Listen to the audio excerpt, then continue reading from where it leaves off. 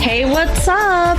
Like, totally time for 90210. Well, hello, everyone. Welcome back to the 90210 show. My name is Mark. With me, as always, is my fiance, Carol. How you doing today, Carol? Hey, what's up? Not much. It's been a good week here. It is May 29th, 1998. It is. And we watched an episode of 90210. As per usual, we did. Yes. I am going to do the rest of the show like a robot. Please don't. I can't do it. What did we watch? Carol bot. So we watched an episode titled The Long Goodbye. Weird episode. It guest starred Elliot Gould and Nina Van Pallant. Okay. So Who are those people? What would you know Elliot Gould from? I believe he's Ross and Monica's dad on Friends. Okay.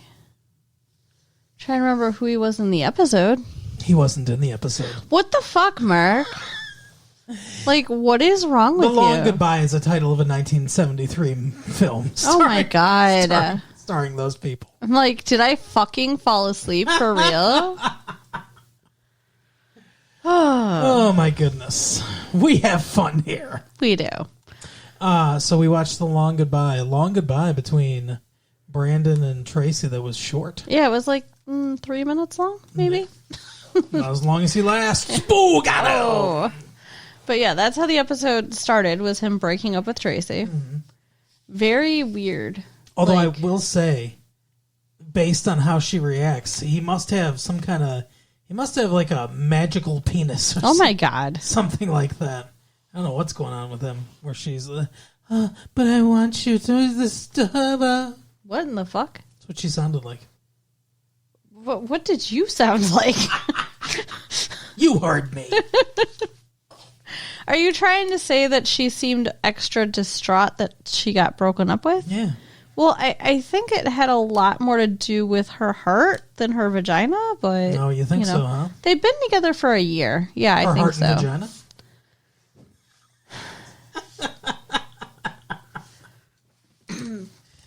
Did she get a heart transplant or a vagina transplant?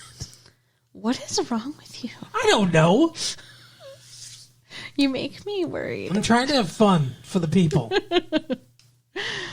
Oh, jeez.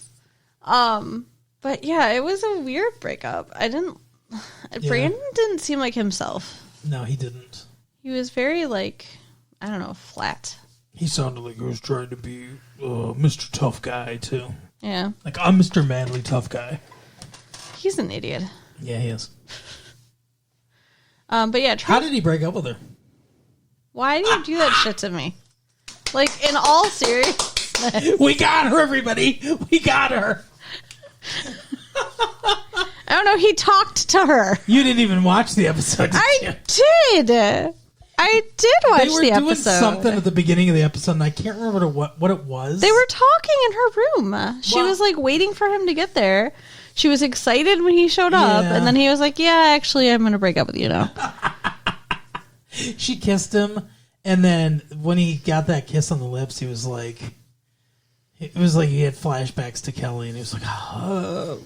You think that's what happened? I don't know, something. I don't know. But he said, Tracy, you know what? I got to break up with you long after I should have already done it. Right. But she's in, like, denial the whole episode. This dude is seriously mercurial, though. Like, it was 5 or 6 episodes ago when he was so in love with her, he was ready to beat the shit out of a ranch hand. It wasn't that many. I mean, it was a year ago, according to them. You know? Was it? That wasn't at the beginning of their relationship. It was like over a break or something. It was the first time they had sex, so I mean, it wasn't. Was it? It wasn't far into their relationship. All right. Mercurial means easy to change their mind for anybody listening at home. Okay.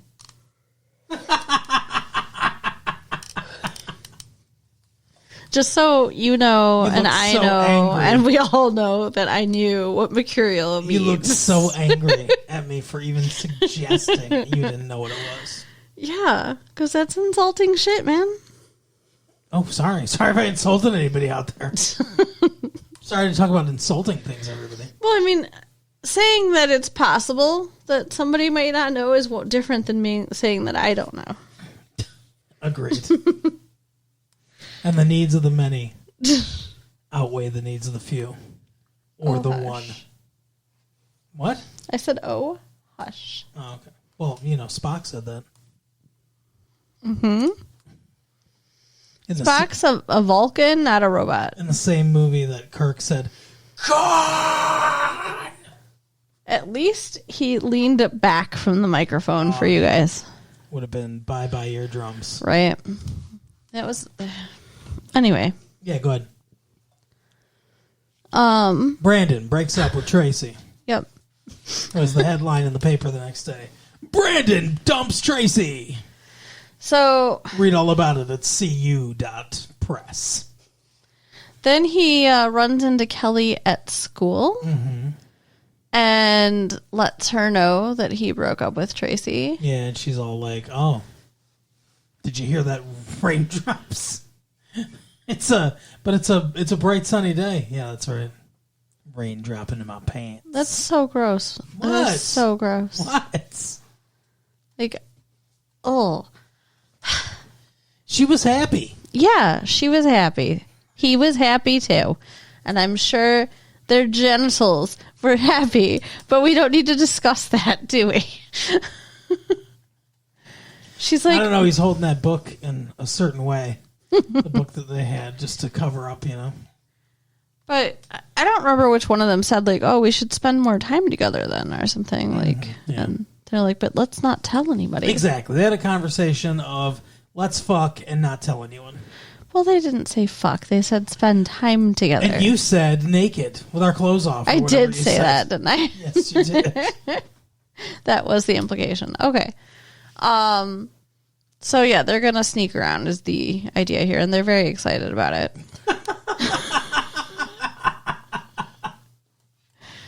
So they make plans to meet up. At first it was gonna be tomorrow, and then I think it was Kelly was like, why not tonight? She did. Yeah, Kelly was like, "What's wrong with tonight?" And he's like, "Oh, sorry, I got a meeting of the CU TV whatever." Mm-hmm. And she's like, "Oh, Tracy's going to be there." And then immediately she's like, "Sorry, that's not fair," or whatever. And it's like, yeah, he just fucking dumped her for you. Right. Like, I understand maybe it'd be a little weird or whatever, but it's hard to have feelings of jealousy when he literally just rejected her for you. Yeah, that is kind of weird. But then they still are going to get together after, right? That was the idea? The next day. It was the next day, really? Okay. It was the next day, yeah. All right. You just So- explained why it was the next day because she said tonight. So Valerie finds out from Brandon, even though they're supposed to not tell anybody. Was it because she was Nope. spying or what? Incorrect. All around. All around. Okay, fill it in then. What? Not like now. that. She found out from Tracy. Okay. She sat down with Tracy, and Tracy looked upset, and she's like, "What's wrong?" And she's like, Brandon broke up with me, yeah. well, she was like, "Oh, does it have to do with Brandon?" And he's like, "Oh, I suppose he didn't tell you, or whatever." And then, yeah, she beats around the bush, and then she says, "Yeah, he broke up with me." And she goes, "For Kelly?" And she's like, "No, I don't think Kelly had anything to do with it." And she goes, Don't let that innocent face fool you. She's a bitch. Yeah. So We'll get her." So Valerie talks to Brandon though, and like figures out that he's after Kelly too. Valerie has a plan. Well, she sees them talking together, and she puts two and two together. Okay. Valerie has a plan to break them up. It's a and terrible, get him back together with Tracy. terrible plan. I mean, kind of. It does work, It does almost at least work. temporarily. But it's stupid. Okay, so she sends a telegram to Kelly Right. from Dylan saying that he has a plane coming in or whatever and to meet him at the airport. Yeah. Like, first of all, what decade are we in? They're sending a telegram. Right? What the fuck? Like, couldn't he send her an email? To all the ships overseas. Dylan's coming into New York. And Kelly falls for it and goes to pick him up from the airport. Well, the message is like, come to see me at the airport. Tell no one. Does it say tell no one? It does. Oh, weird. Yeah, it's the whole thing's weird. It's very much entrapment. Oh, 100%. Yeah, they John DeLorean Kelly.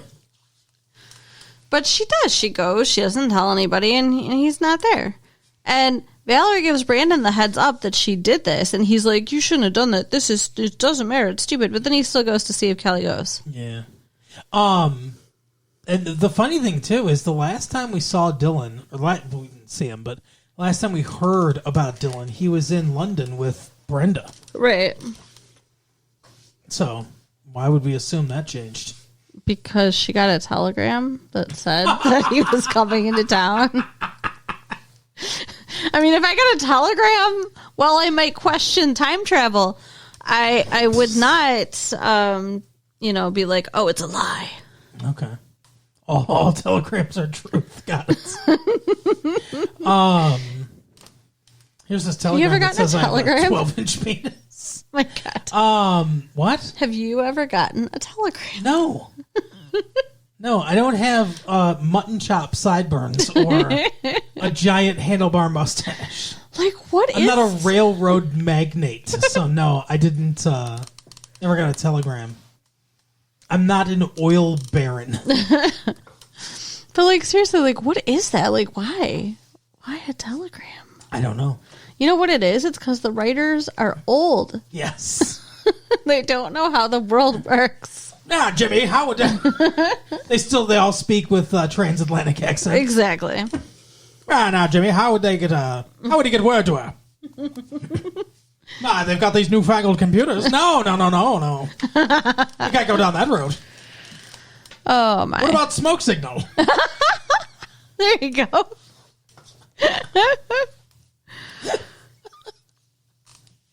So,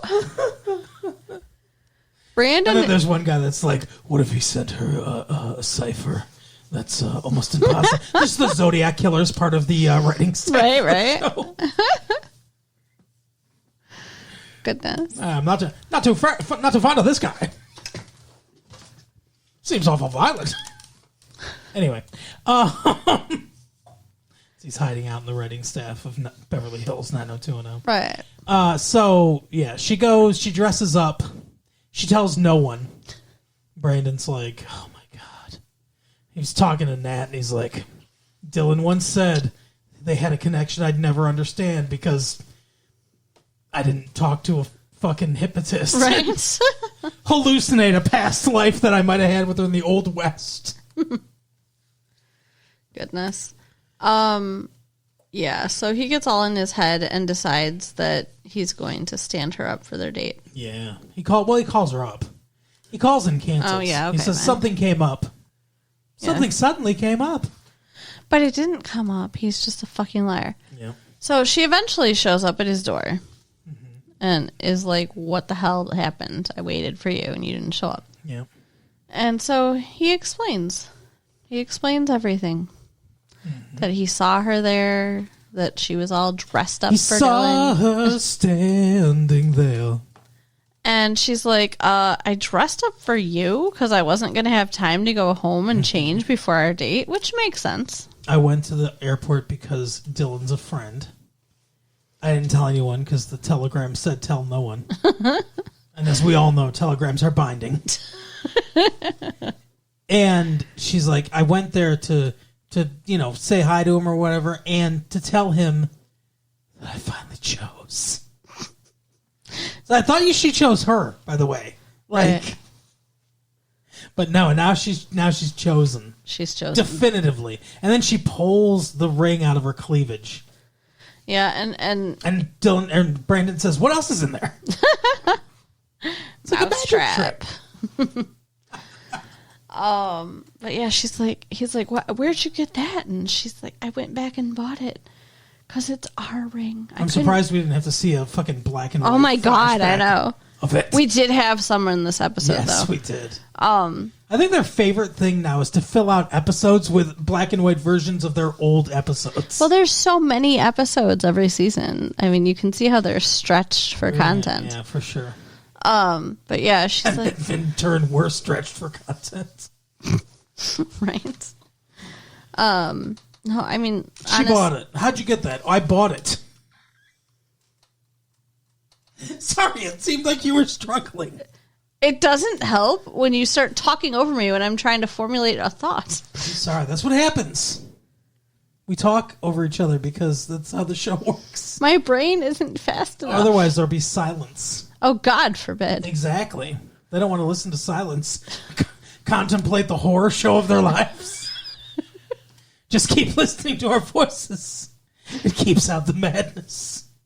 I'm just trying to say that she's like, it's our ring. It'll always be our ring. And I couldn't stand the thought of anyone else having it. Exactly. Because she was being all fucking, like, I don't know, dramatic and weird.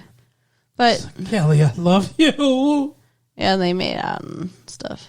And I think Valerie saw. She was like, Foiled. Vondruk. What the hell's that? It's a curse word. In what language? Son of a Vondruk. It's from an episode. I think you made it up. It's from an episode of Saturday Night Live. Okay. It's from a skit. Yeah, so Brandon and Kelly are back together. Yay, but not Meh. really. Who cares? I don't. I don't like Kelly. They're so. Ken and Barbie of this show, so Yeah. whatever. I mean, if they write their relationship to be good instead of shitty like it was before, then cool. Yeah. I guess it's fine. But if they fuck it up, like we know they will. Well, yeah, because, drama.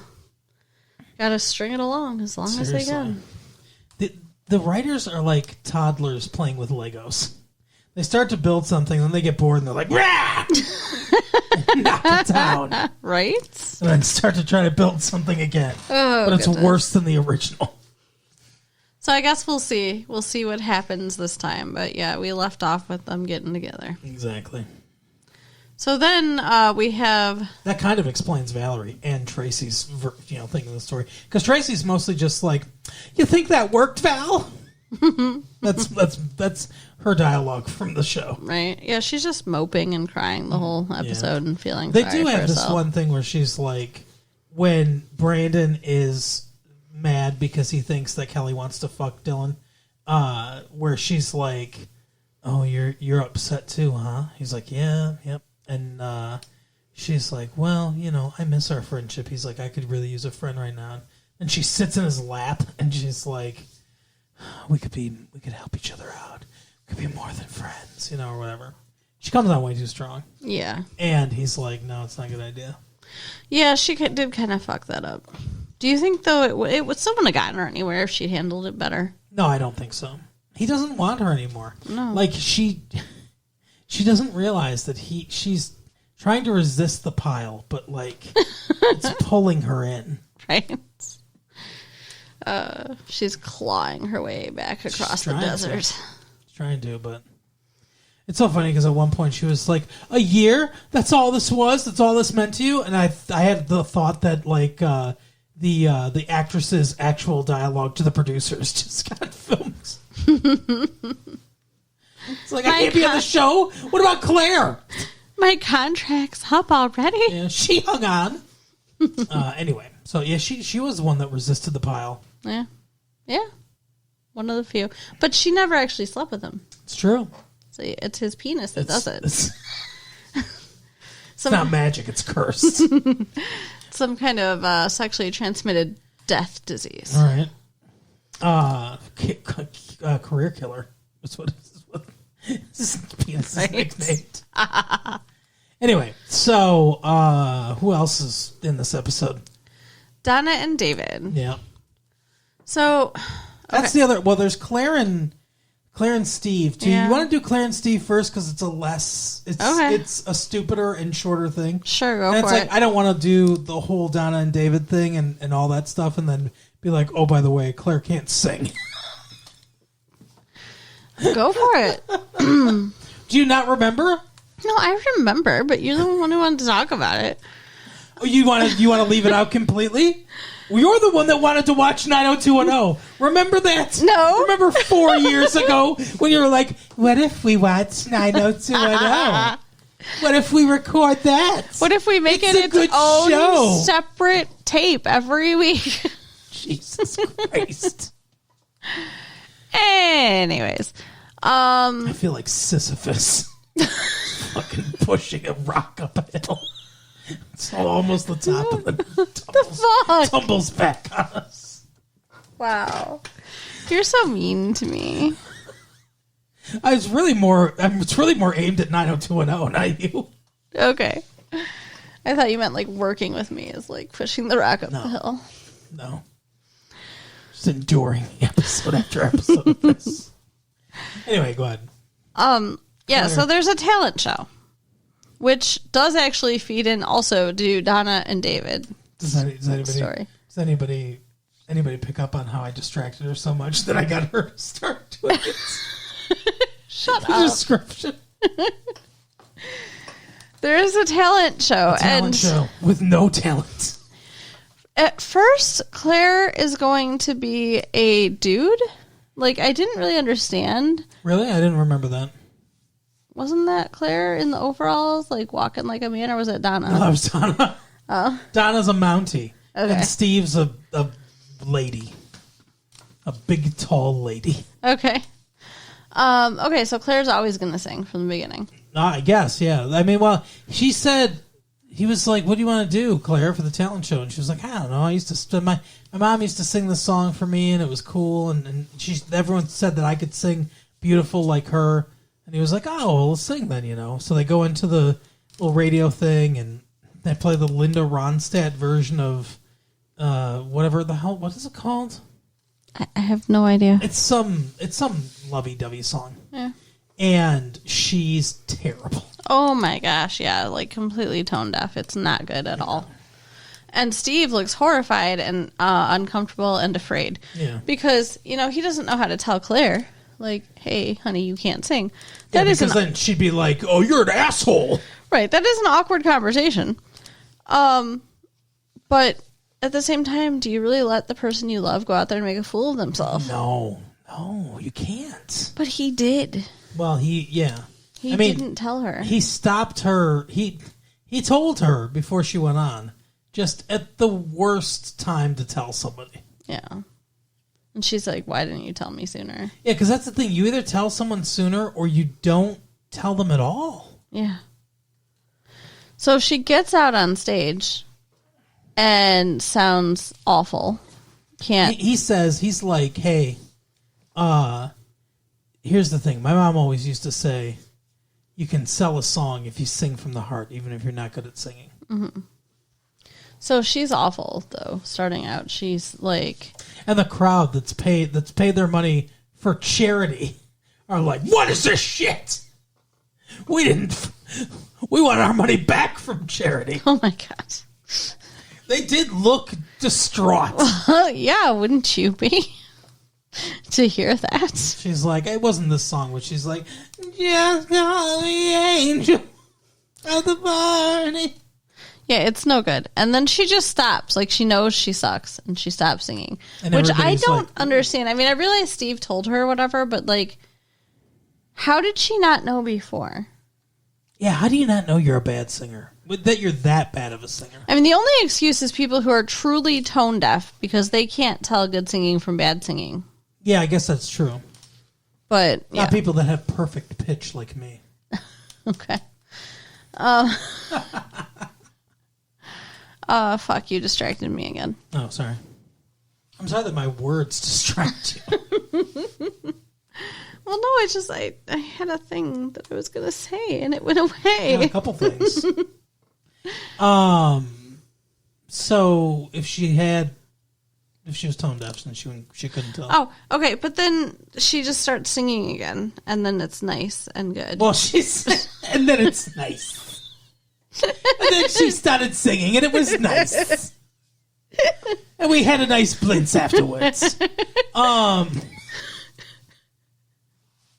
That's the Jewish grandma's review of the nights, and it was nice. Right.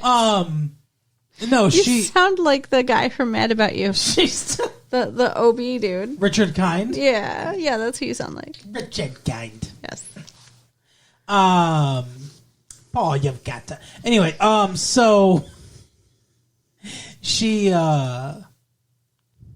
starts singing from the heart, but somehow that turns her into a good singer. Yeah. Which is not how that works. No. Like what Samantha Sanders is saying is true in a way, but not in that way. Like Leonard Cohen, right? He doesn't have a good voice. No. In many ways, Bob Dylan, one of the most famous singers of all time, does not have a good voice. Oh, agreed, yeah. Not a classically good voice. You know, like, the times they are changing. Mm-hmm. But it works for the type of music he's playing, and he is selling it with his attitude. Like, he's... And from, like, Broadway and movies, I would say... What's his name? From The Music Man. Robert Preston, who plays the lead in The Music Man. He's not a good singer, but and I've heard other people do, because I like The Music Man, it's my favorite musical. I've heard other people do it who are much better singers, and they'll sing like, we got trouble right here in River City, and they'll do the whole like, I'm not going to sing it, but anyway, they'll sing it and they're very good, right? Technically, but they're not as good as Robert Preston. He puts an attitude into that makes it feel real, like he's really a huckster singing this song. It blends in with the movie in a way that, like, when someone's singing it really beautifully, it just feels artificial. Okay, you know what I'm saying? So like, so there are ways where, if you sell it, you put emotion to it, you can sell the song, even if you're not that good of a singer. But it's not what happened to her. Mm-hmm. She started selling it, and then all of a sudden, she's a good singer. Oh, she's on key now. Like, that's not how that works. Right.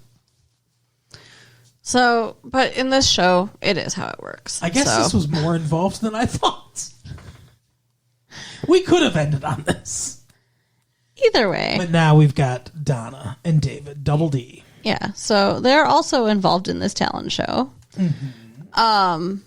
I know Donna was, like you said, the Mountie or whatever, and David's trying to teach her to walk like a guy, and he's like, see, a woman's center of balance is up here down here in her hips, and then the man's is up here in his chest, and I didn't really understand any of that. But I don't agree with him, because he said center of gravity, and that's not correct. Like, a woman's center of gravity is slightly lower than a man's.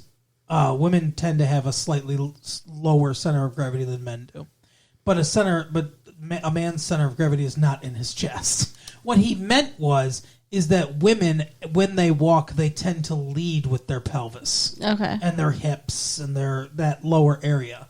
When they walk, they do that. When a guy walks, he leads with his chest, like that's the puffed out, like part. I mean, at least stereotypically. Okay, but that's what he meant. But it's kind of amusing watching her trying to learn to walk like a dude. Sure. What the hell was David doing? I don't remember. Was he MC or something? David was standing there singing, "Walk like a man." Really? Fast as I can. He wasn't, was he? Walk like a man, my son. No woman's worth crawling round the earth. You seriously... Did you fall asleep? Maybe. Like, you're asking me if that really happened. No! I didn't think so. He didn't start singing the fucking Four Seasons. See, I have no faith in myself, so like when you say things happened, I'm not sure if they really didn't happen or if I just don't remember. He emceed it. Okay, that's what I thought. Okay, cool. So, so they're doing a lot of work on this. I feel like every episode of this is a test. Where it's like... that I'm failing. Where it's, well, you're doing a test. And I have the answer key. Yes, I guess I agree. But they're doing a lot of work on it, like putting it together and everything. Yeah. It's a big charity event. Yeah.